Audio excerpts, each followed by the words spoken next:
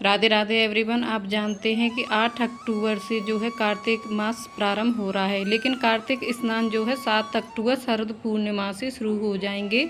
तो उसमें जो है कार्तिक महीने में किए जाने वाले पूजा पाठ, व्रत, स्नान, दान आदि का हमें अनंत गुना फल मिलता है।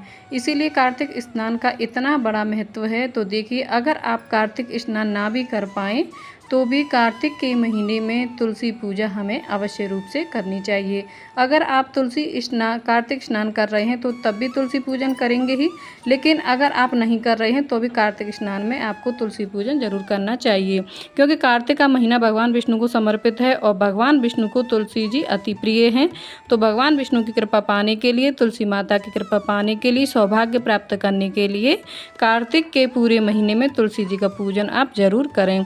तुलसी की पूजा करने की बहुत ही सरल विधि आज की वीडियो में मैंने आपके साथ शेयर की है।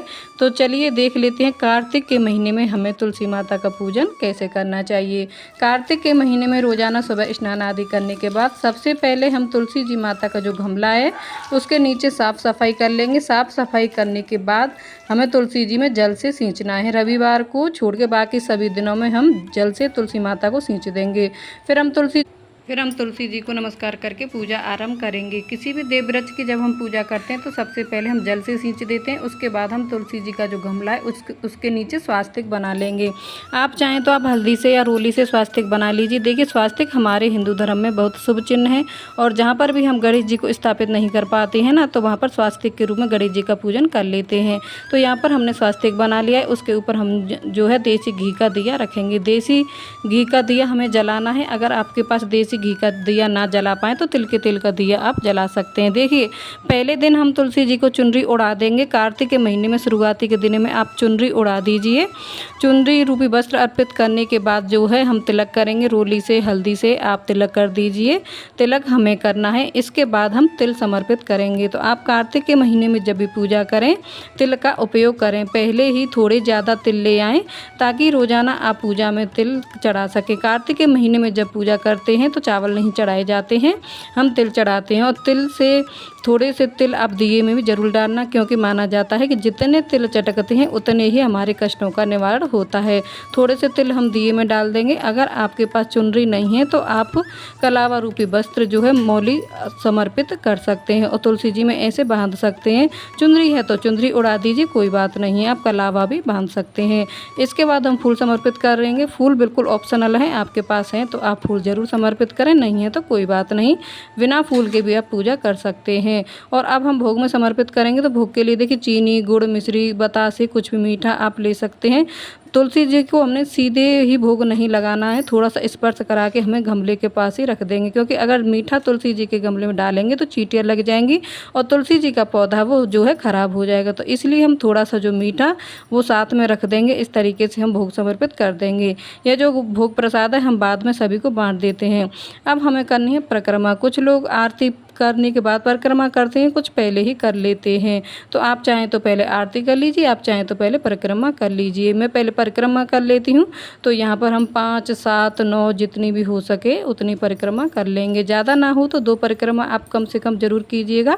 तो क्लॉकवाइज हम यहाँ पर परिक्रमा कर लेंगे। अगर आपकी तुलसी जी ऐसी जगह पर हैं जहाँ पर परिक्रमा पॉसिबल नहीं है तो आप जहाँ पर बैठकर पूजा कर रहे हैं वहीं खड़े होकर आप परिक्रमा कर लीजिए। तो देखिए, यहाँ पर हमने परिक्रमा कर ली। परिक्रमा करने के बाद हम आरती करेंगे। जो भी तुलसी जी की आरती आपको आती है वो आरती गाएं।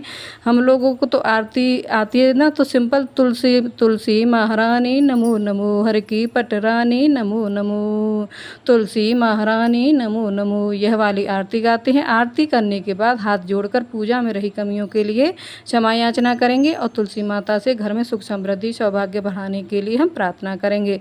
इस तरीके से रोजाना हमें तुलसी जी का पूजन करना है फ्रेंड्स। तो तुलसी जी का पूजन करने 5-7 मिनट का टाइम लगता है, बहुत ज़्यादा टाइम नहीं लगता है। तो आप भी कार्तिक महीने में तुलसी जी का पूजन जरूर करें। सुबह के समय हमें पूजन करना है और शाम के समय हमें तुलसी जी के गमले के पास दिया जलाना है, यानी तुलसी दीपदान हमें अवश्य करना है पूरे कार्तिक के महीने। रोजाना शाम को जब अंधेरा हो जाए, सूर्यास्त हो जाए, उसके बाद तुलसी जी में दिया जरूर जलाएं। फ्रेंड्स, शास्त्रों के अनुसार श्री हरि विष्णु भगवान की कृपा पाने के लिए तुलसी जी को प्रसन्न करना अति आवश्यक है। तो घर में सुख समृद्धि बनी रहे, सौभाग्य प्राप्त हो, उसके लिए आप कार्तिक के महीने में तुलसी जी का पूजन अवश्य करें।